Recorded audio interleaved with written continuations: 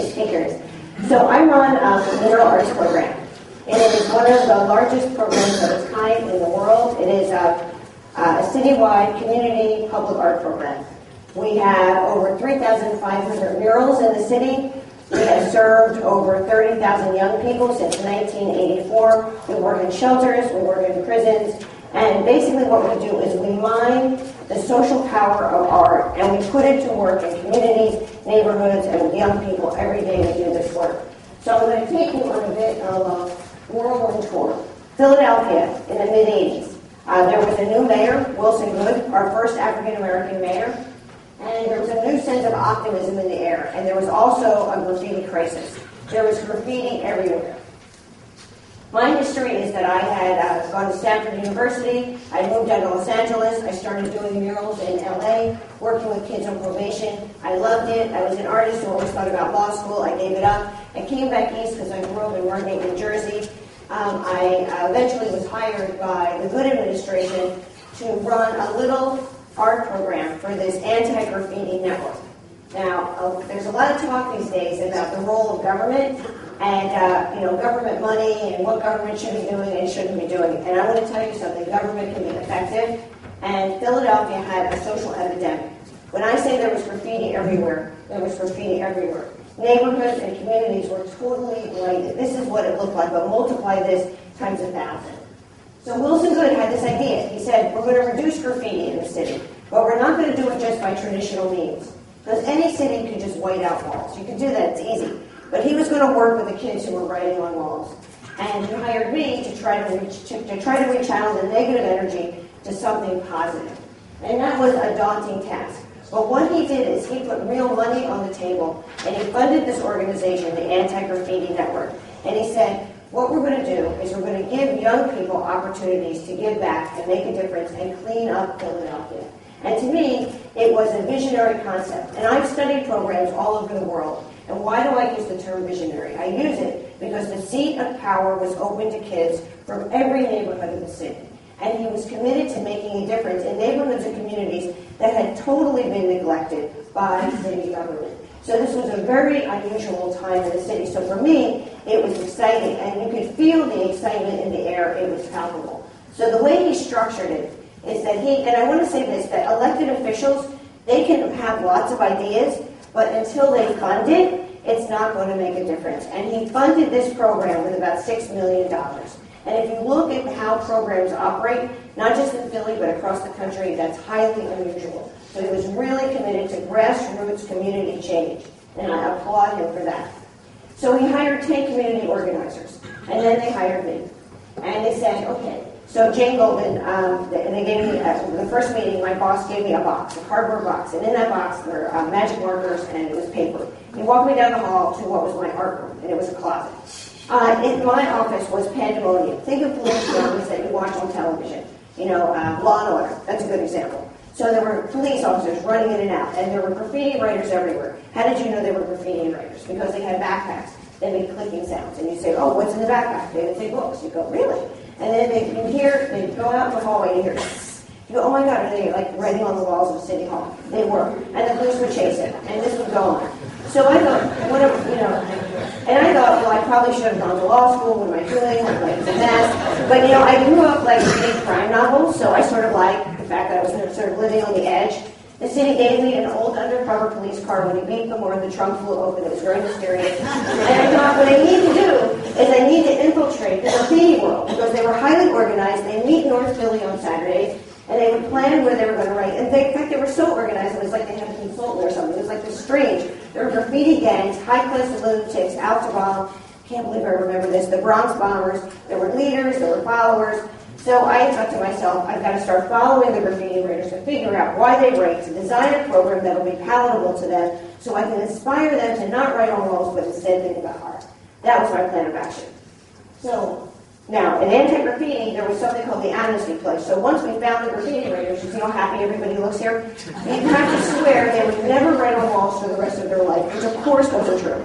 But it was a beginning. And once they came in, they would do scrub time, they'd clean walls, and then they were sent to me. And one of the first things Tim Spencer said to me is, you're going to have about 1,000 graffiti writers. Good luck. I was like, thank you, Tim Spencer. So actually, we are doing scrub time. So anyway, I had a break. In the first month that I worked in anti-graffiti, it was overwhelming and daunting. And I did realize that I wasn't really sure that I could ever connect with graffiti writers. But I was given an assistant, and my assistant was named Tran. Tran was one of the most notorious graffiti writers in the city. So Tran, he had a part-time job. He told me I could check his references. He did light maintenance in the tunnels for our public transit agency, SEPTA. Much later, after Tran and I bonded, he took me to look at some of the tunnels where he worked, and they were the most extraordinary graffiti murals you've ever seen. So I think the fact that he was hired to do light maintenance was slightly ironic. That said, Tran was energetic and talented and enthusiastic, and we started working together. One night, it was a Friday night, there's a knock on my door. I open the door, and there are 10, and they all look very tall to me, guys at my front door. And they introduce themselves to me as Baby Rock, Cool Earl, Disco Duck, and on. And I realized these guys are on the most wanted posters. I know it's corny, we had most wanted posters in our office. So I'm like, oh, right? So I always err on the side of being solicitous, which has served me well in city government. I've been through 4 mural administrations. So I invited them in. I can't believe what I said. I said, come in, we'll chat and have some tea. Anyway, I said it, they came in, they look over at my bookshelf and they go, oh, look at those art books. And I'm like, help yourself. So they start looking through the art books. And this one guy stands up and he goes, hey, my name is Knife. So at that point I could feel my spine sniffing. So I said, hello, Knife. I didn't know whether it was Mr. Knife, right? It was like, all these graffiti writers in my living room. I'm not sure what to do. So he said, well, I want to ask you a few questions. I'm like, go ahead. So he goes, well, I want to know what you think about the color fields in Mark Rothko's paintings. I love William de Kooning's work. Hans Hofmann's great. My all-time favorite is Andy Warhol. He goes, in fact, I just stole this book from the library. He pulls out a book and I'm like, drop it. Don't think your fingerprints, right? Because me and my crime dramas. I'm like, uh-oh. So then he pulls out the magazine, Art in America. Because I said to him, well, how do you know about the abstract expressionists? They all told me they had dropped out of school in 10th grade, which I knew. So I said, how do you know about these artists? He goes, well, he pulls out the magazine Art in America. He goes, I've been stealing this since I was 10. So I'm like, well, that's not great news. We call that theft. I said, that's not terrible news because you're clearly interested. They were all holding these black books like this. They said, okay, everybody open up the books. There was some conversation whether I was was I with the police or was I really an artist? I said, I can assure you I was an art major at Stanford. So I'm not a police officer. You can open the books. In their books, I didn't know what I was going to see. There were these amazing drawings. They had an intuitive sense of design and color and anatomy as if they'd gone to college. So it was a moment of epiphany for me because here was this raw talent. They didn't have opportunities and options. My life has been privileged, right? I had great parents. I went to college. I went to grad school when I was little. I had art lessons. So here we are, a city agency, and the question is, what are we going to do about this? And my answer then is the answer I have today. We are going to absolutely, with great intention, offer them every opportunity we can. And hopefully they will see art as a lifeline. I said, here's the deal, you guys. You have an opportunity artists all over this country would love. You can get paid to paint, but you can't use spray paint because the mayor says so. They said, oh, well, we're not going to sign up. I said, well, you know what I think? What do you want to do? Where are you going? You've all dropped out of high school. We're going to be famous graffiti artists. I said, really? Only a handful of artists will make it in America every year who can rely on their art alone. Where are you going? And so we don't know. I said, this is what you're going to do. You're going to sign up for anti-graffiti. You're going to work with me. We're going to paint murals throughout Philly. I went upstairs. I brought them down books. I showed them pictures of murals in L.A. I said, this is what we're doing in Philadelphia. Are you with me? They said, yes. I was like, oh, my God. So they all were very agreeable and quite polite, I have to say. And they left. I'm thinking victory. So the next day, I'm on my way to work. And I'm a wall hunter. I notice great walls. I can't help myself. Even with a waiting list of 2,000 people, I still look at blank walls. So I'm just about to turn down Broad Street, if you know Philly, straight to City Hall. And I see on this great wall, new tags. Cool Earl, Disco Duck, Tran, Knife, one edition, Cool Jane. It was giant. I'm like, the night there. I turned down Broad Street. There are 30 Cool Jane tags. I'm like, yikes, big yikes, right? I'm going to lose my job. So I go to work, and there's Tran, the assistant. I'm like, Tran. He goes, listen, you're the first adult who ever talked to them. They thought you were great. I'm like, why didn't they just say thank you? It's so easy. They wrote all along.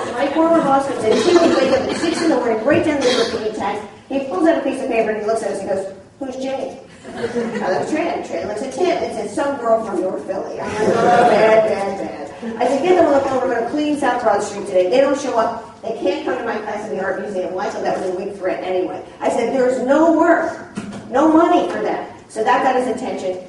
3 o'clock that day, they met me. We cleaned up South Broad Street. I said, that's it, you guys. You're coming to my class, 9:30, art museum. Be there or no deal. You cannot work. So they showed up at the art museum. We had a great class. During one of the breaks, the guards come running in.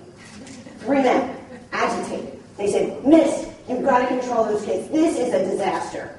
I'm like, oh my God. They said, use the word disaster 3 times. I think, okay, A, allegedly they could be stealing art from the Philadelphia Museum. Not good. B, writing on the walls of the Philadelphia Museum. Not good either. I said, what are they doing? They said, they're in the cafeteria trying to sell their artwork to people from the suburbs. I'm like, yes! That's great. Anyway, I said to these guys, okay, you're the mural crew now. We're going to paint murals. So how do you paint murals in Philly? This brings me to this image. What we did is we drove around, saw neighborhoods completely covered with graffiti. We asked people, do you want art? You know what people said? No. We want jobs, we want housing. Not unlike today. Art doesn't mean anything. We said, let's take a chance. What do you want? People said, you're asking us what we want? We said, yes. We believe public art is about creating a creative collaboration and partnership between artists and the community. What do you want?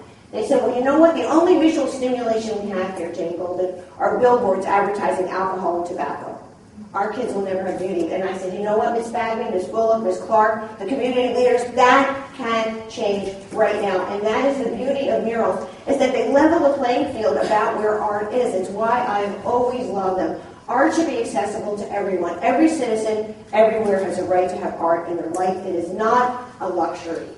So we said, what do you want? And these women said, we went to Africa. We went to Mount Kilimanjaro, and we want this on the wall. Or people said, we want Malcolm X. We want Dr. King. And you know what? We flew into action, and we did it. And when you go out and you actually make change, people begin to believe that people care and that things can change and that government can be effective. Here, when we did this mural, that vacant lot was filled with crack vials and syringes and trash up here. We said, oh no, let's clean this lot. And people said, that's right, let's clean this lot. Because we don't have to have light. We don't have to live this way without services. So we were so inspired, we designed a resource guide to demystify city government. Why should people in poor neighborhoods get services? They absolutely should. And we, the collective we, can be part of that solution. And it was so incredibly inspiring. We saw murals become a catalyst for positive social change. The neighborhoods began to see themselves in terms of their potential and not as a liability. So what did we do? So we hired an artist from Los Angeles. I had worked with Ken Twitchell in LA. We had $2,000. He normally got $50,000 a mural. I said, would you come to Philly to do a mural with us? He only did portrait murals. He said, yes. I said, okay, we have $2,000. He said, okay. I'll come only if I can do Dr. J in a suit. I'm like, whatever you want, Ken Twitchell. We will find Dr. J. Dr. J was shooting a TV commercial. I found his agent. His agent gave me 2 minutes. I ran and I said to Dr. J, you know how fast I talk. You can tell, right? So I love it. I said, Dr. J, I'm with the Anti-Graffiti Network. We love kids. We love neighborhoods. We want to change the world. He goes, he goes, slow down. The answer is yes. So we did this painting, and it makes my heart sing. I want all of you to come to Philly to go on a mural tour, to see all these murals. It's not just murals. It's community change. This wall was covered with graffiti, a lot filled with trash. 1989. It looks this way today. So our work stands the test of time. Then we started working with well-known artists. And what happened is, in 1996, Anti-Graffiti was closed down. 1997, we became the Mural Arts Program. We were our pro art program. We started our own 501c3. We became a city agency, and we matched private dollars with public dollars, and we quadrupled our work, and we flew into action. And this was one of our first projects. 8 stories tall. It gives kids in Philly the dignity and respect they deserve. More importantly, it showed everyone that our work is of the same quality as work you'll see in galleries and museums. And I want to say that since 1997, we have never looked back. And we started hiring emerging and established artists. And then we started to take on difficult themes, like the Peace Wall in Graves Ferry. This neighborhood, 1998, all communication between blacks and whites had shut down. We said, let's do a mural. Let's show people that things can change down here. People slammed doors in our faces. No one wanted to talk to each other. Finally, we got a small coalition. They said, we want a mural of hands. So we said, okay, what we're going to do, and this is my husband's brilliant idea, he's a filmmaker, he said, use real people's hands. We took the picture. People reached towards each other. They hadn't talked, ever. And they reached towards each other. and we digitized the image, we projected it on the wall, and I did this mural. The dedication was the most integrated event down there. We've done 10 major murals. My second job is I teach at Penn. Every year I bring in community leaders, and from this neighborhood, they come in black and white, and you know what they're talking about now? Economic development, housing, and schools. They are not talking about race. So I'm not saying our work is a cure-all for everything that is wrong with the city. I am telling you that murals show us the catalytic role that art can play in the life of the city. And so now, let's go on gateway projects like this. This is a gateway to Chinatown. Here we have Crystal Landscape. And this is like the WPA. You know, in the 1930s, when the federal government actually employed tons of artists and playwrights all over the country, and people built our National Park Service, we employ 300 artists annually, contributing $2.2 million each year to the creative economy. Not only that, we clean lots, we clean graffiti, we plant trees. We're the Duo Mural Arts Program because we are city, even though part of us are city employees, we are all public servants, and we have a responsibility to people in the city. And then we took on big projects like this. And this was about capacity building in the neighborhood. We went in here, worked with a tiny group. We said that this block was filled with trash. My second job is teaching at Penn, and I do that because the students, they're well read about theories of social change. I'm telling you, you can make change from the ground up, and that is so inspiring. And we brought together a small organization, our Penn students, kids in our after-school program, and this space was totally transformed. The men who made up this group, they got their own 501c3. They're raising money today. They are doing great things in this neighborhood. This is a tribute to African American poetry. This is a gateway project along a major corridor. This is on the side of the library, all mosaic and ceramic. This is brand new. Dr. King spoke on this corner in 1965 to 10,000 people. This one is again on the corridor. We have data that says that Murals by the Mural Arts Program increases property values and retail sales. And we're changing schools. We have a restoring spaces program where we're doing mosaic and ceramic. We're pulling up the asphalt. We're putting in raised beds, planting trees. Too many schools in Philadelphia look like prisons. That's disgraceful. It's our job to change it. Art education. Almost 2,000 kids annually are served. This is Art and Soul. Our kids designed 300 sneakers. We gave them to elected officials, and we had a rally outside City Hall to talk about the importance of art in their lives. And that was after they had a unit of study looking at the history of protest walks and marches. For our kids, they're not just studying art, they're studying civic engagement, citizenship, and how they can make a difference in a public space. They did this. This was also about urban nutrition and urban agriculture. And I love this, actually. Engaging young people to think creatively and to create fearlessly. Have the courage of your conviction and go out there and change the world. This one is a tribute to Van Gogh. Look, our middle school kids did that. Amazing. And then this one, very important. As we start to expand, we're looking at light and sound and working in 3 dimensions. Truly, the sky is the limit. This is with an artist, Dred Scott from New York City. He said, so many African-American men are incarcerated in this country. It's shameful. And yet, in spite of that, he said, the kids that you work with, Jane, the kids that I work with, have incredible hopes and dreams like all of us do, right? And so he created with the kids these boxes. They did a photography residency. The light comes up through the young people, and there was an audio component where the kids talk about what they want in life. And we put it strategically across from Family Court. This is a tribute to W.E.B. Du Bois. Restorative and criminal justice. And you might say, why do you work in prisons? Well, we work in prisons because in a lot of neighborhoods where we work, people are missing because they're either dead or they're in jail, and that's just the truth. Over 2 million people are incarcerated in this country. And what are we going to do about it? Because a lot of people are coming back, right? So we need to figure out how we make people productive, right? That's what we want to do. Because when crime and violence happens, we lose. We lose in terms of public safety. We lose in terms of tax dollars as we continue to build prisons. And we lose part of our heart and soul as a city and as a nation. So this is part of Healing Walls, where we brought together crime victims, advocates, and inmates to talk about the impact and consequences of violent crime. This was about the impact of juvenile crime. It's 1/8 of a mile long. We tapped into a cord of racism in this neighborhood, and there was a point when we had to have major negotiations with different community groups, and at the end of the day, when this mural was dedicated, something wonderful happened, because people were able to see another person's point of view. And I heard a theology professor from Princeton once say, when that happens, you enter a state of grace, and I absolutely believe that. And then we work in the women's prison, and we have a great reentry program. The women you see there are all hired by the Mural Arts Program. We have great percentages, 13% recidivism rate. The national average is 67%. Why is it low with Mural Arts? People are doing meaningful work. This is a wall this one was painted by people in our reentry program. Look how beautiful it is. It's based on a Renaissance painting. This is in Center City, another beautiful project. We have partnerships with all these different agencies. We're now using art to try to help clinics and agencies all over Philadelphia better access behavioral health services. This one is on the side of the methadone clinic. 1,200 people in recovery worked on this major work of art. We've taken over the basement. We're creating art with people who are suffering from addiction, homelessness, and mental illness, and we're seeing people transform. And that's what's wonderful. It's like a light and a spark. We gave looms to shelters all over the city. People will read their stories of their lives. And now we're looking at muralism in the 21st century. Where are we going? What do we want to do? How do we keep our work relevant and impactful?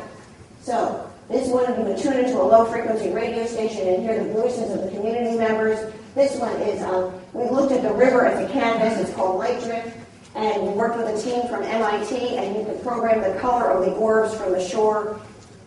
Here is part of restored spaces. We're also building a shelter on this wide expanse of asphalt. The kids and the teachers painted beautiful murals and did ceramics around the entire school. We work with urban planners. We now do master plans. So we can rejuvenate, not just change a wall. This isn't what our program is about. It's about looking at the lot, the block, the corridor, the entire community, and looking at art's impact. So let's take you to the river. You can follow the art and get to the river. Here we are doing printmaking. The green wall, we talk about issues of sustainability. Kids in our teen program created this. They worked with engineers. They built the irrigation ditch. We captured rainwater. It was so complicated I hardly understood it, but I think it's magnificent. And then recycling. This is called design in motion. Our kids studied single-stream recycling. They looked at industry in Philadelphia. When there was real industry in Philadelphia at the turn of the century, they studied patterns. They did these trucks. It was a huge victory. Each truck goes through the neighborhoods of where the kids who worked on it lived. And there we are with our great mayor, Mayor Nutter, who we love very much. And then lunch trucks. And this was all about immigration and journey and talking about our difference and trying to carve out commonality for lunch trucks. And we're the #1 employer of local artists, $2.2 million. And then we did this great project with a guy named Stephen Powers, who was a graffiti writer, and he went on to become a famous artist in New York City. 52nd-story walls you can only see from the L train, all about love between two people, love between all of us, our community, and our city. This is another new mural, the Contemporary Face of Nursing. Here it is at night. A creative city is a healthy city. This is a brand new project, 55,000 square feet. It's about the dancer in all of us. This will face 95. If you go to the Philadelphia airport, starting in October, you will see this. And now we're trying to bring in the Bella painters who are in Brazil to try to bring color to neighborhoods all throughout Philadelphia. We have the saying, art ignites change. Our challenge for the people in the room, for all of us, is to ask ourselves, what is it we believe in? And then we want to do our best to act on those beliefs, knowing that the world we create today is the one that we pass on, and let it be a world filled with beauty and peace and hope. Thank you all so much.